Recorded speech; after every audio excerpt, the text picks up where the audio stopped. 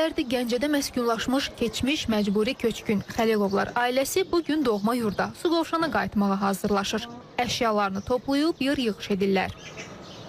Xəlilovlar ailəsi uzun illərdir ki, Gəncədə yerləşən ali təhsil müəssisələrindən birinin yataqxanasında məskunlaşıblar.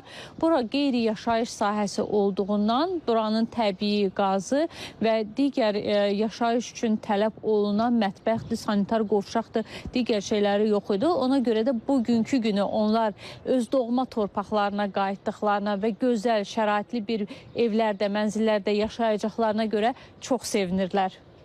Ailə uzun illər bu balaca qaranlıq otağın çatlamış tavanı, nəm çəkmiş divarları arasında yerləşməyə çalışıb.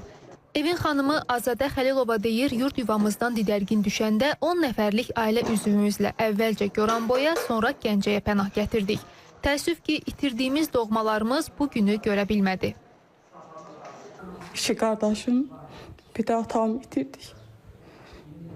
Bir gün nə yazıq ki, atam, qardaşlarım oranı görə bilmədi. İndi 4 nəfər qayıdırıq ora. Anamdır, qardaşımdır, mənəm, bir də bacımdır. İstəyərdim ki, atam da, qardaşlarım da qayıtsın, amma qismət beləymiş.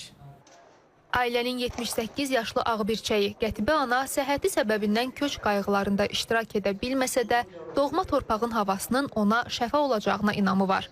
Öyrəndik ki, Suqovuşanda Xəlilovlar ailəsinə yeni və şəraitli binada 3 otaqlı mənzil verilib. Biz bu günlər gözləmişik ki, öz doğma yurt yuvamız qayıtsın. Nə qədər çətin olsa da dözməliydik. İndi də çox şükür Allah'ın bu gününə qayıdırıq öz doğma yurt yuvamıza. Xəlilovların doğma yurduna köçməsi qonşularını da sevindirir. Onlar da doğma torpaqlarına qayıdacağı günü iplə çəkdiyini deyir. Bugün çox sevindirici bir gündür. Allah şəhidlərimizə rəhmət eləsin.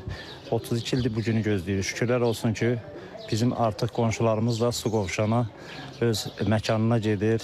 Xeyirli, uğurlu olsun. Günlər o günlər olsun ki, bu binada, bu qəzalı vəziyyətdə yaşayan binada olan bütün məcburi köçkünlər öz torpaqlarına, öz arzu elədikləri məkanlara köçsün inşallah. Qeyd edək ki, bugün Suqovuşan kəndinə daha 54 ailə, 179 nəfər köçürülür. Xəlilovlar ailəsi kimi onlar da qaranlıq otaqlardan işıqlı gələcəyə addımlayırlar. Tahirə Teymur qızı, Ramin Mehdi, Aysən Ələkbərova, İTV Xəbər, Gəncə.